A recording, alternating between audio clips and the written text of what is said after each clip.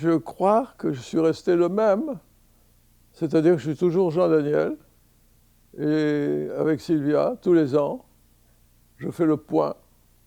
Quelquefois, je m'aperçois que je suis à moins bien que l'an dernier, quelquefois mieux. On va voir aujourd'hui.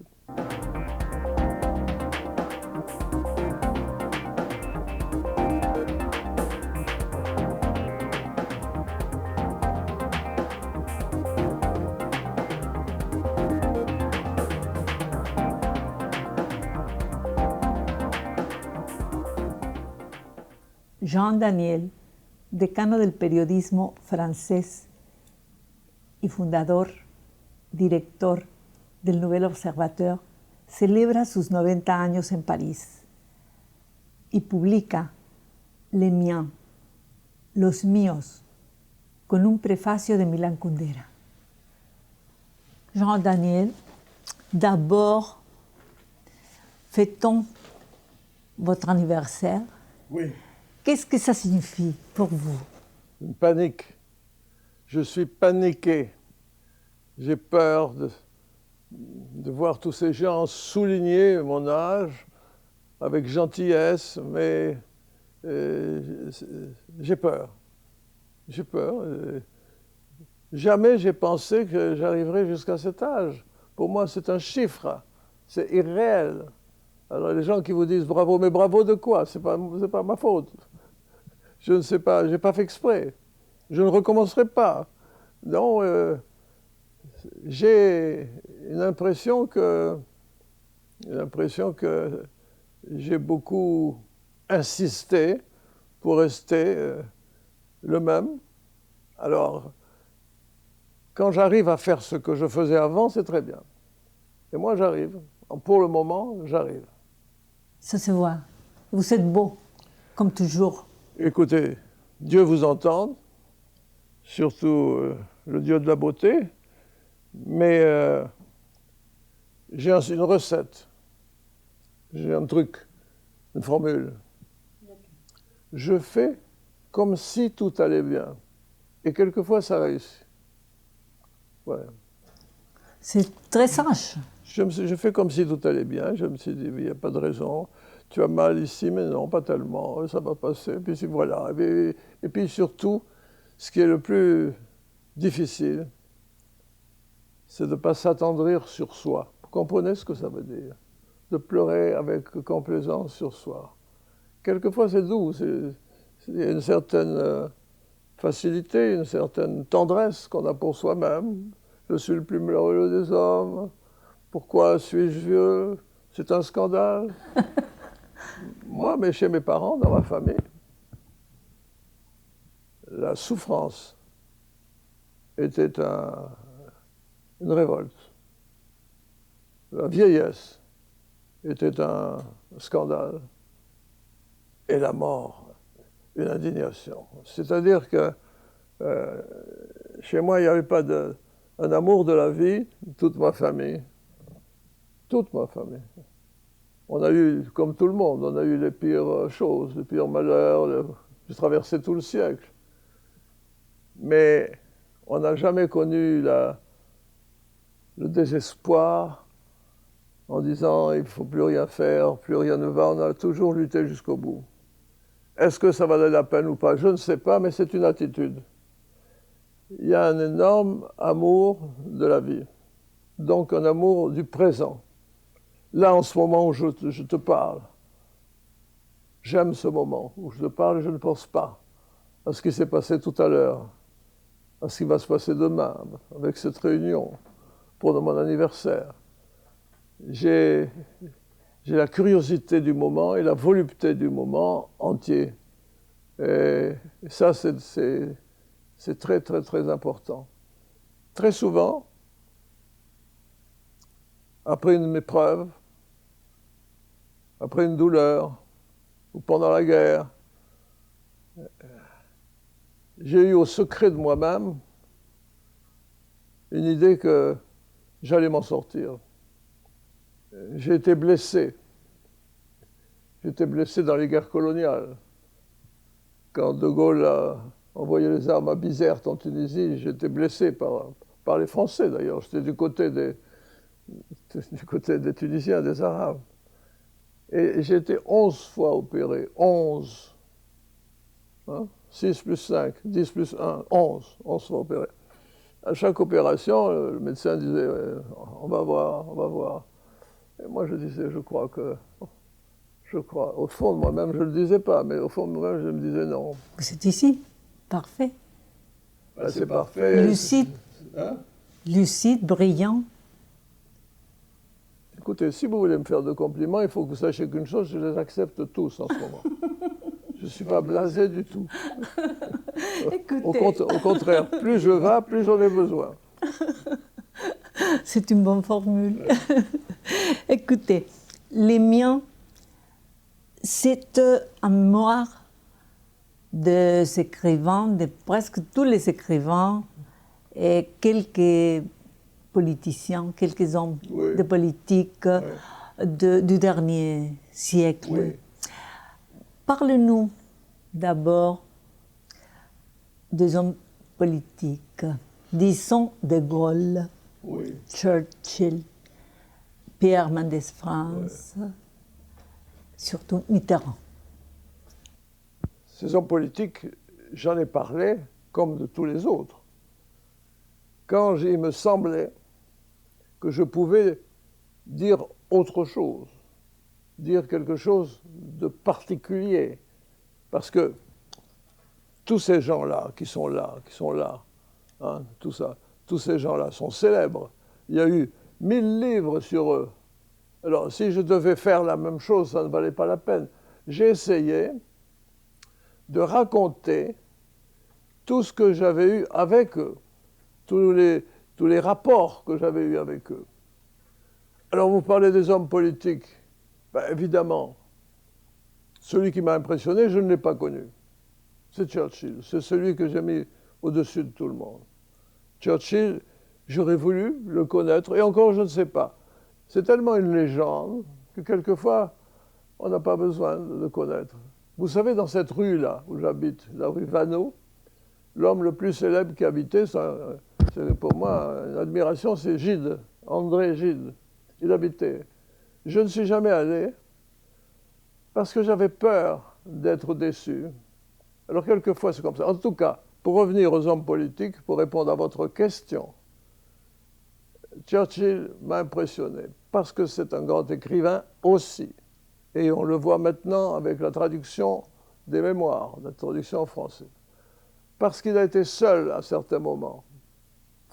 Parce qu'il y a des décisions qu'il a prises. Et puis il y a une formule, un grand écrivain. Est-ce que vous connaissez Albert Cohen? Oui, je connais. C'est un écrivain qui est d'origine suisse, qui habitait en Suisse, et un écrivain français, et qui a écrit un grand livre qui s'appelle Le Bel du Seigneur. Et il a rencontré Churchill, et il disait il est grave comme un enfant. Grave comme un enfant, et je trouve ça la formule très belle. En tout cas, Churchill est pendant un moment celui qui a sauvé ce qui était pour moi une forme de civilisation. J'ai vis-à-vis de lui un petit peu que ce que Stefan Zweig avait pour l'Empire austro-hongrois. Pour moi, c'est Churchill. C'est-à-dire une sorte de passion. Sans lui, je ne sais pas ce que l'Europe serait devenue, l'Occident serait devenu, je ne sais pas. Voilà. Alors, après, ben, évidemment, il y a De Gaulle. Et puis Mendès France, dont j'étais l'ami. De Gaulle que j'ai rencontré. J'ai été très gaulliste. J'étais dans l'armée, j'ai combattu. Et puis, qui avait un énorme prestige. Un jour, on m'a donné une vareuse, puis il y avait une grande croix de Lorraine, en cuivre. Cuivre. Oui. Parce que c'est rien. J'étais fier comme tout, parce qu'il y avait une croix de Lorraine, comme ça.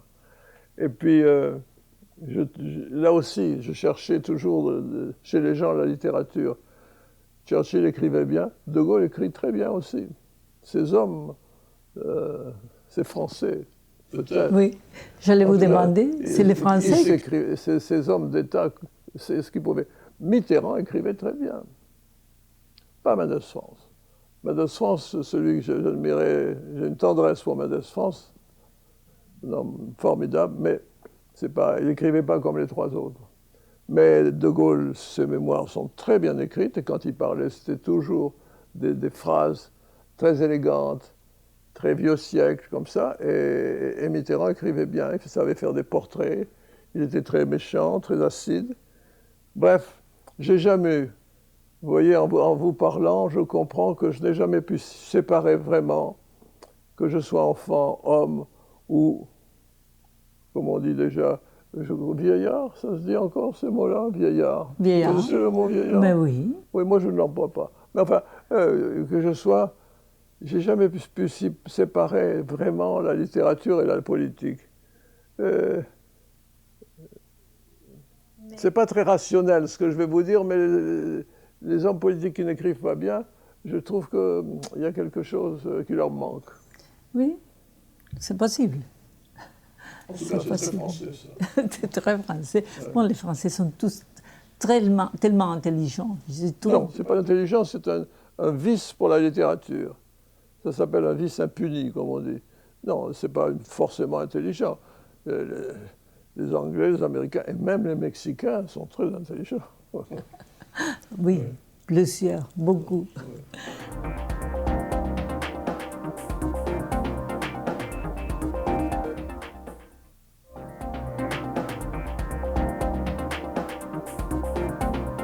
Alors, il y a aussi André Malraux, oui, qui à la fois était un bon écrivain, oui, un écrivain et un homme. Il était ministre d'État aussi. Oui. Malraux était fascinant. Malraux était fascinant, il était très, très nerveux. Il ne pourrait pas parler comme ça maintenant. Il vous parlait comme ça, et tout de suite, il prophétise, il vaticine, il annonce soit des beautés d'art, soit des catastrophes, et Malraux avait quelque chose de particulier. Quand il était ministre, c'est parce que, pour deux raisons. C'est parce qu'il y avait De Gaulle, et que pour lui, il aimait la compagnie des grands, comme des prophètes, des visionnaires. Et puis parce qu'il parlait de l'art. Alors, quand il s'agit de l'art, on accepte la politique. Pour lui, il fallait qu'il y ait ou bien la grandeur de la Révolution, comme en Espagne, la Révolution, ou bien l'art. Et alors, quand il y avait les deux, comme, si vous voulez, comme Guernica, Picasso, alors là, c'est vraiment... Pour lui, c'est de normes. Et c'était très fatigant de le rencontrer parce que quand il commençait à parler, il ne pouvait plus s'arrêter. Et ensuite, il s'exaltait lui-même. Et alors, il voyait un livre comme ça. Et sur ce livre-là, il finissait par dire n'importe quoi, même s'il ne le connaissait pas. C'était, vous savez, il y a une phrase de Raymond Aron. Ça vous dit quelque chose, ce nom?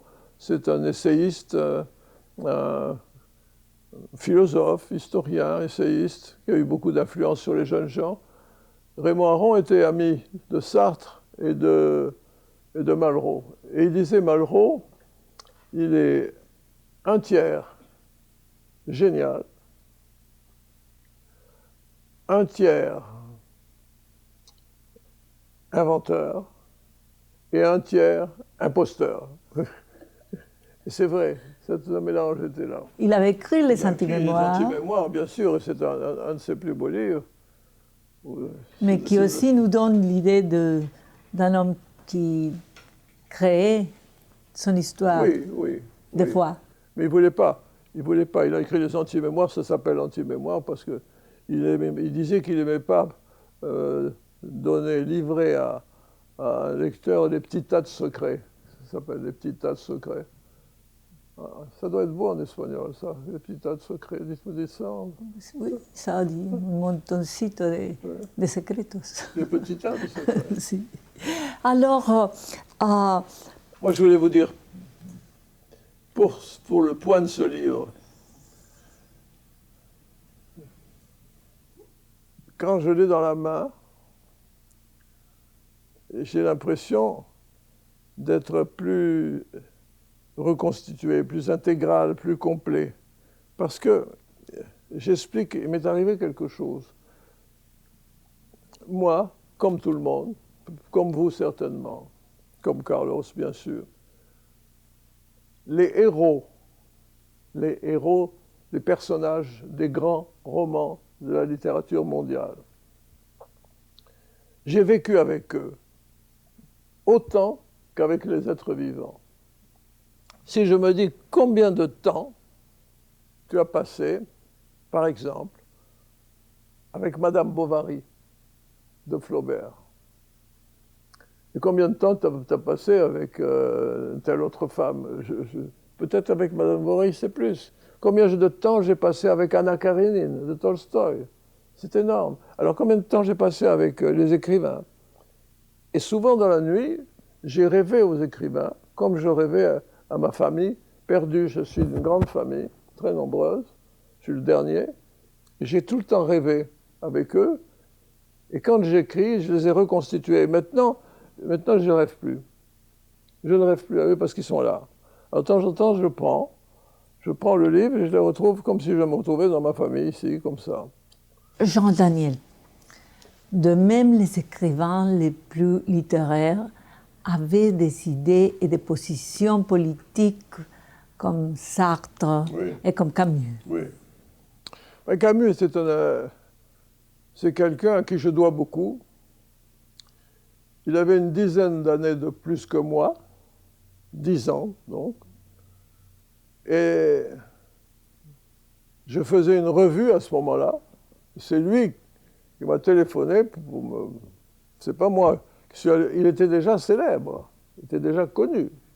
C'est lui qui a dit cette revue, je l'aime bien, je viens avec vous. Et il a été un collaborateur très célèbre tout de suite. C'est lui, grâce à lui, la revue. Et c'est lui qui m'a fait écrire. Il a publié mon premier livre. Il a préfacé un premier livre, ce qu'il ne faisait jamais. Et peu à peu, sa pensée m'a beaucoup enrichi, influencé, façonné. J'étais comme lui, né en Algérie. J'étais comme lui, méditerranéen. Il avait un grand amour de l'Espagne, parce que sa mère était espagnole. Elle était de Majorque, dans les îles Baléares. Et puis, quand il s'est affirmé en politique, ça a été par le biais de la philosophie. Il n'a pas fait de politique au sens politicien du mot, c'est-à-dire il n'a pas voulu être ni ministre comme Malraux, ni député, ni à l'Assemblée. Il a fait de la philosophie politique et surtout, il a été l'un des premiers, avec Česlav Miloš, par exemple, avec Hannah Arendt, à dénoncer le totalitarisme. Et on peut dire que, au départ, il était très ami avec Sartre. C'était un enchantement de les voir tous les deux. C'était très curieux parce que le génie, en principe, de ces deux hommes, c'était Sartre. Sartre était très laid, c'était pas beau. Camus était très beau. Camus avait un charme énorme de séducteur. Sartre louchait d'abord, mais il était quand même séduisant. Sartre disait, quand Camus met 5 minutes pour séduire une femme, moi, il faut que je mette 3 heures. Et tour de force. Pardon? Un tour de force. Un tour de force, mais c'est vrai que quand Sartre parlait, il avait beaucoup de charme et beaucoup de générosité. Ils ont été amis pendant quelques années. Et puis, il y a eu le grand conflit, un conflit littéraire, un conflit philosophique, un conflit mythique. On en parle encore maintenant quand on dit Sartre-Camus, c'était le grand débat. Il s'agit de savoir s'il faut suivre la révolution, même si elle dévore les militants, ou bien s'il faut renier la révolution, même si ça sert les capitalistes. C'est un débat qui a mobilisé la jeunesse française, la jeunesse européenne, mais si vous interrogez quelqu'un comme Milan Kundera, par exemple, quand il était à Prague, ils ont beaucoup discuté de Sartre et Camus à ce moment-là. Et ils avaient une préférence pour Camus, déjà. À moins que Milan me dise ça pour me faire plaisir, mais je ne crois pas, je crois que c'est vrai. C'est vrai, c'est du vrai. Ouais.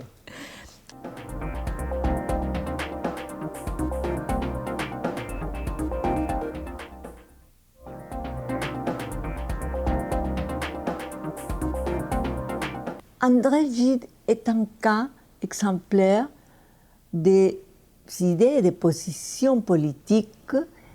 Il a aimé l'Union soviétique, mais il a dénoncé le stalinisme. Le cas d'André Gide est peut-être unique dans la littérature.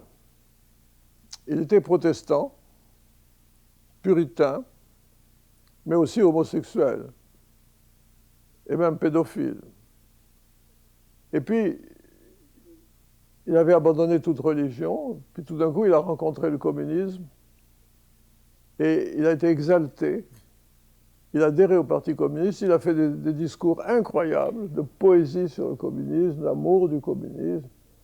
Et il disait, s'il faut donner sa vie pour l'Union soviétique, je la donne tout de suite. Et puis il a été invité. Il a été invité comme personne n'a jamais été invité par aucun chef d'État. Staline a organisé, Staline lui-même, a organisé pour André Gide un voyage comme tout le monde peut en rêver à tout moment.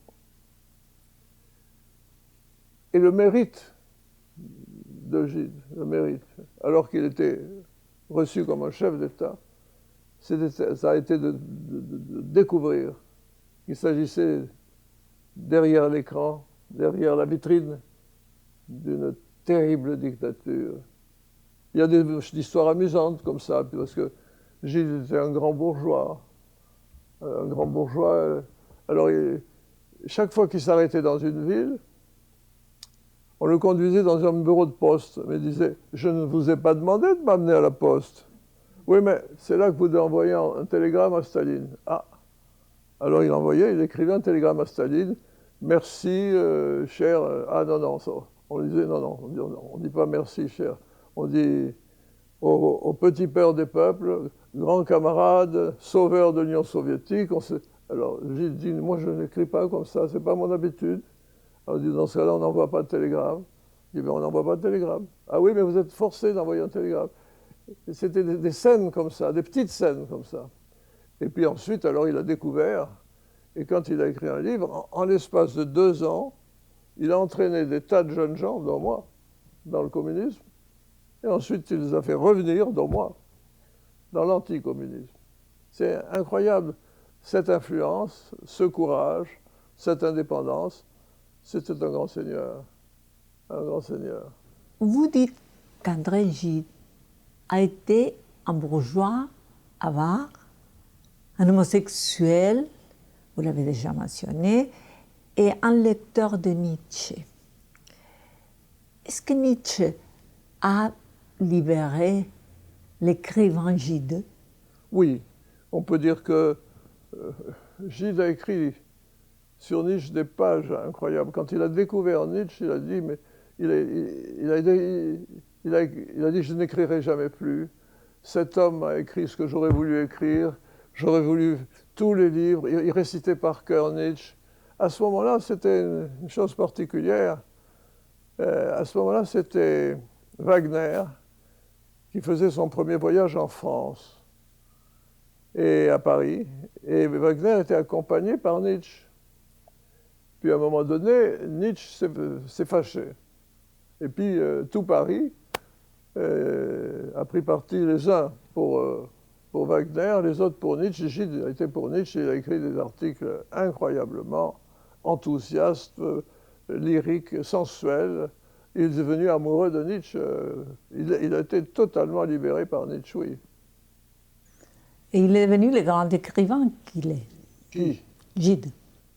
Oui, moi je le pense, tout le monde ne le pense pas. Il est devenu un grand homme des lettres. Vous savez, il a toujours voulu être Goethe. Il voulait être en France ce que Goethe a été en Allemagne et dans tous les pays. Et il n'a pas atteint le niveau de Goethe. D'abord parce qu'il n'était pas poète. Mais disons que c'est un homme qui a beaucoup compté comme un homme d'influence, d'orientation, de découverte. C'est lui qui a créé la belle bibliothèque voilà, de la Pléiade, par exemple. Voilà. Mais maintenant, je suis un des rares à avoir pour lui cette révérence. Il n'est pas à la mode, Gide. C'est bien de le citer pour montrer qu'on a de la culture, mais c'est pas très bien de le lire. Parce que comme vous savez, à Paris, il n'y a que des modes. Et, non, il n'est pas in, si vous voulez. Non. Jean Daniel, merci beaucoup. J'étais ravie, comme d'habitude, avec vous, votre conversation. Moi, je ne peux plus voir passer une année sans vous voir, sans parler aux Mexicains, grâce à vous. Merci Jean, merci et bonne fête. De la part des Mexicains et moi-même, bien sûr. Con Jean Daniel en Paris, Sylvia Lemus.